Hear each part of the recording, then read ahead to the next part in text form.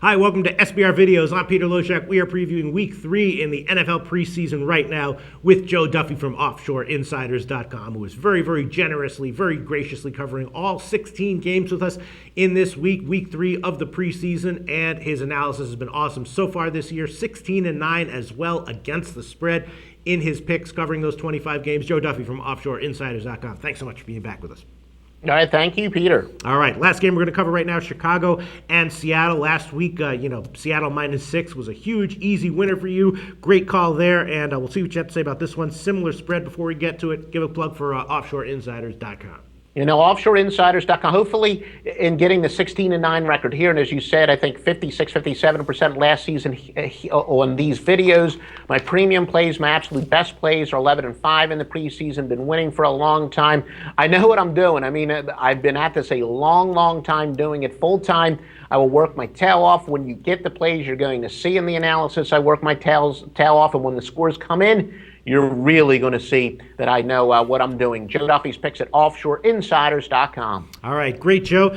Seattle is a 7-point favorite, and last week in Week 2, right, we both liked Seattle -6, and we got some comments on our YouTube channel slamming you, saying it was just a ridiculous pick, it was dumb money, this and that. Like in Seattle -6, of course, they covered by more than 20 points and shut those guys up pretty quick. Here, though, we have a similar spread, and we just discovered the Raiders and Packers spread, also a touchdown, and you like the Raiders a lot in that one. Seattle is 12-2 against the spread over the last 14 preseason games. Do they want to get another big home preseason win? Maybe they do. I don't really know. My sense is that if I had to bet this game, I'd stay off the spread. I think that Seattle has a strong running game, and Chicago's going to test their run defense against that. So I'd go with a shot with the under 45. What do you think, Joe Duffy? No, we disagree there. Sometimes I look at the comments, sometimes I don't. I haven't in a while. Maybe I'm going to have to go back and look at those comments. Sometimes it's a smart thing to not look at them, but who knows? But no, I actually like the over here. So we are going head-to-head for a couple reasons. That number one, a lot of experts say that the team that will be most affected by the new rules as far as the clutching and grabbing before the 5 yards, well, they're not really new rules. They're just rules that are being enforced. It's a little bit of a misstatement to say they're new rules, but whatever. For all intent and purposes, they are. The referees are going to enforce the rules that are in the books. They say that's going to affect Seattle negatively as much as anyone. But more importantly than that, Seattle and San Fran, they were the two teams that had success playing kind of old-fashioned football, ball control, keep the defense off of the field. But Seattle's really improved themselves as far as depth at wide receiver. Also, what appears to be anybody who's been a client of mine, even before I was doing videos with yours and that's been watching our videos, they know that I'm not a Jay Cutler fan.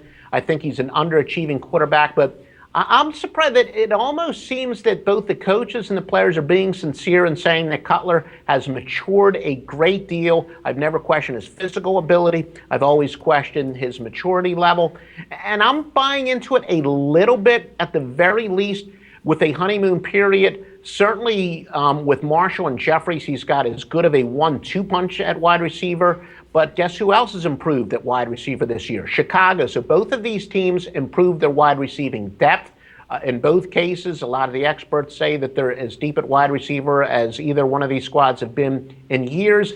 And I do think, like I said, that they see these new rule changes, or again, the enforcing the rules, I should say, will affect Seattle negatively more than just about any other team. So I've got the over. All right, interesting analysis, Joe. I was looking at Seattle's, preseason records in past years, and a lot of their late preseason home games had, final scores of they got big wins.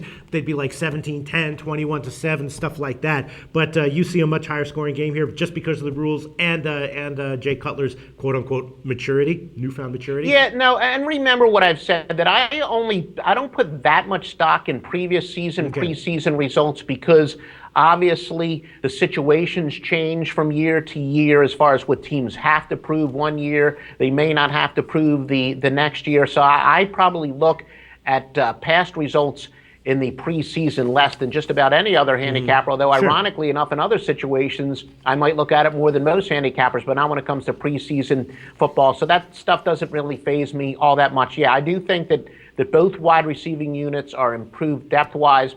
And I don't know. I'm not saying that Seattle is going to go exactly from first to worst, but I think that Seattle's defense, especially their pass defense, will take a hit this year. All right, over 45 is the recommendation from Joe Duffy from OffshoreInsiders.com. Thanks so much, Joe.